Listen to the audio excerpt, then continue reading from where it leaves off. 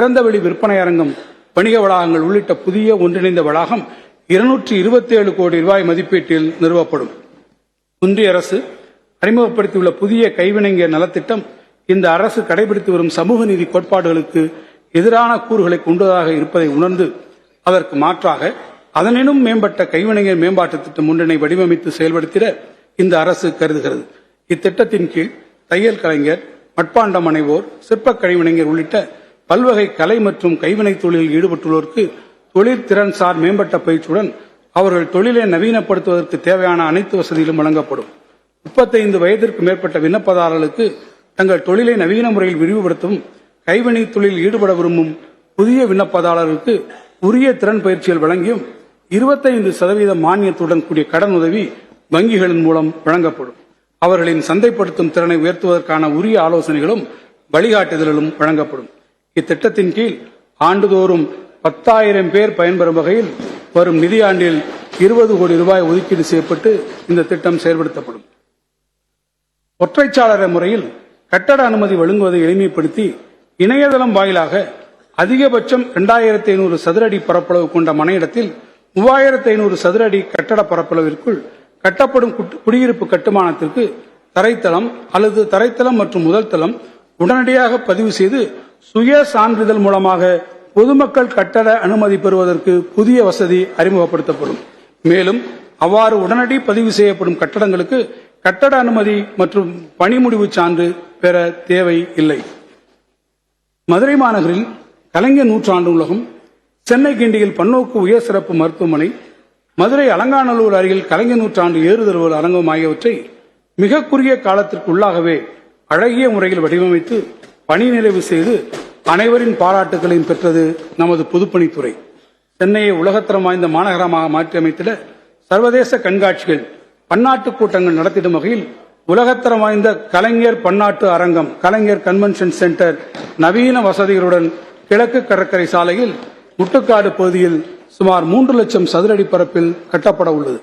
5000 இருக்கைகள் கொண்ட மாநாட்டு கூடம், 10,000 நபர்கள் பார்வையிடும் வசதி கொண்ட கண்காட்சி அரங்கம், கூட்ட அரங்குகள், கலையரங்கம் ஆகிய வசதியுடன் அமைய உள்ள இந்த பன்னாட்டு அரங்கம் சிங்கார சென்னையின் நவீன அடையாளங்களில் ஒன்றாக திகழும்.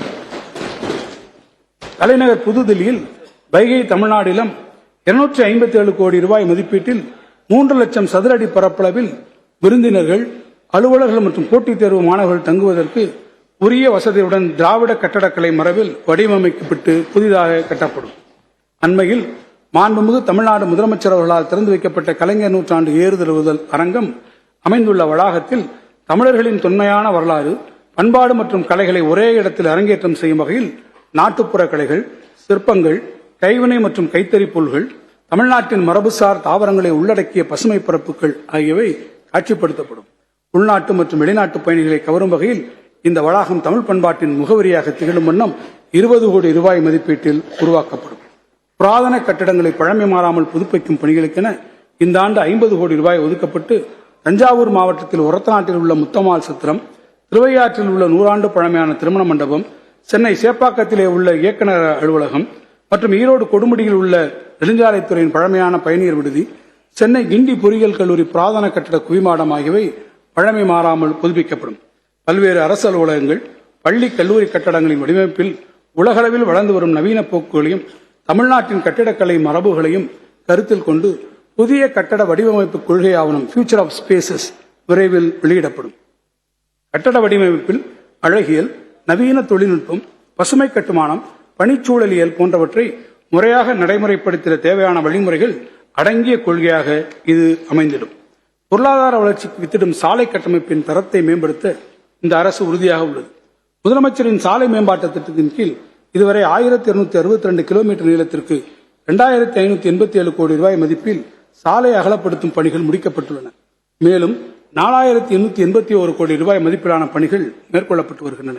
தமிழ்நாட்டின் முக்கிய நகரங்களில் போக்குவரத்து நெரிசலை குறைப்பதற்காக 2824 கோடி ரூபாய் செலவில் 16 புறவழிச்சாலைகள் அமைக்கும் பணிகள் மேற்கொள்ளப்பட்டு வருகின்றன.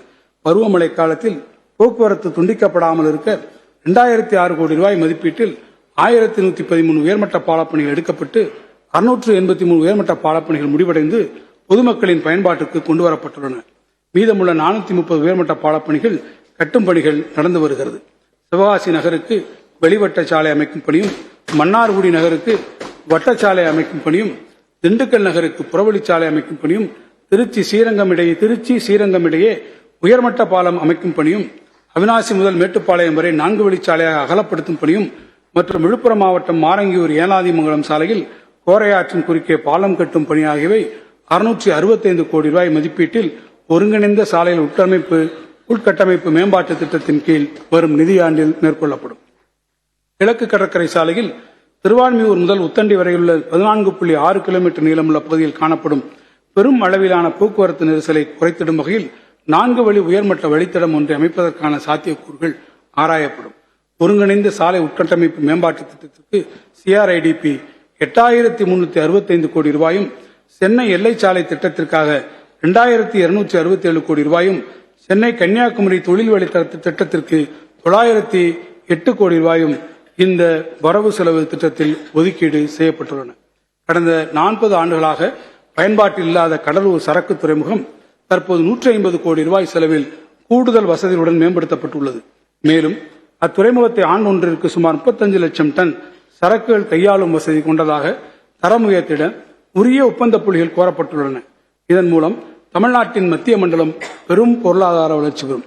தமிழ்நாட்டில் உலகத்தரம் வாய்ந்த முக்கிய சாலை கட்டமைப்பு திட்டங்களை சிறந்த மேலாண்மை முறைகளை பின்பற்றி செயல்படுத்திட ஒரு சட்டபூர்வ அமைப்பை உருவாக்க முடிவெடுக்கப்பட்டு தமிழ்நாடு மாநில நெடுஞ்சாலை ஆணையம், தமிழ்நாடு ஸ்டேட் ஹைவேஸ் அத்தாரிட்டி அமைத்திடும் சட்ட முன்வடிவு நடப்பு கூட்டத்தொடரில் அறிமுகப்படுத்தப்படும்.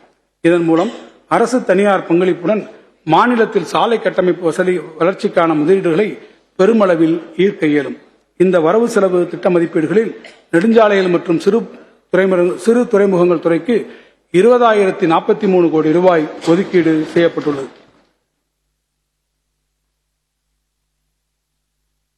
தாய்நாட்டிற்காக நம் நாட்டின் எல்லைகளில் பல்வேறு கடினமான சூழ்நிலைகள் நாட்டின் இறையாண்மையை பாதுகாப்பு நோக்குடன் தன்னலமற்ற சேவைகள் செய்து வரும் நமது முன்னாள் படைவீரர்கள் நலனிற்காக இந்த அரசு பல்வேறு முயற்சிகளை மேற்கொண்டு வருகிறது. வீட்டு வரி தொகையினை மீளப்பெறும் சலுகை தற்போது கைம்பெண்கள், போரில் ஊனமுற்ற படைவீரர்கள் போன்ற சில பிரிவினர்களுக்கு மட்டுமே வழங்கப்படுகிறது. வரும் நிதியாண்டில் இருந்து குடியிருப்புகள், சொத்து வரி, வீட்டு வரி தொகையினை மீளப்பெறும் இத்திட்டத்தினை அனைத்து முன்னாள் படைவீரர்களுக்கும் நீட்டிப்பு செய்து வழங்கிட ஆவண செய்யப்படும். இதனால் சுமார் 1,20,000 முன்னாள் படைவீரர்கள் பயன்பெறுவர். மாநிலத்தில் உள்ள தெரிவு முகமைகளான தமிழ்நாடு அரசு பணியாளர் தேர்வாணையம், ஆசிரியர் தேர்வு வாரியம், மருத்துவ பணியாளர் தேர்வு வாரியம், தமிழ்நாடு சீருடை பணியாளர் தேர்வு வாரியம் ஆகியவற்றின் மூலம் கடந்த 3 ஆண்டுகளில் வெவ்வேறு அரசு துறையில் உள்ள காலி பணியிடங்களுக்காக இதுவரை 27,858 அரசு பணியாளர்கள் தேர்வு செய்யப்பட்டுள்ளனர். இது தவிர பல்வேறு அரசு துறைகள் மற்றும் உள்ளாட்சி அமைப்புகள் மூலமாக 32,709 பேர் பணி நியமனம் செய்யப்பட்டுள்ளார்கள். ஆக மொத்தம் இந்த அரசு பொறுப்பேற்ற 2.5 ஆண்டுகளில் 60,567 பேர்களுக்கு அரசு பணி நியமனம் வழங்கப்பட்டுள்ளது. மேலும் 10,000 பணியிடங்களை நடப்பு நிதியாண்டிலேயே நிரப்பும் பொருட்டு உரிய நடவடிக்கைகளை அரசு துரிதமாக மேற்கொண்டு வருகிறது.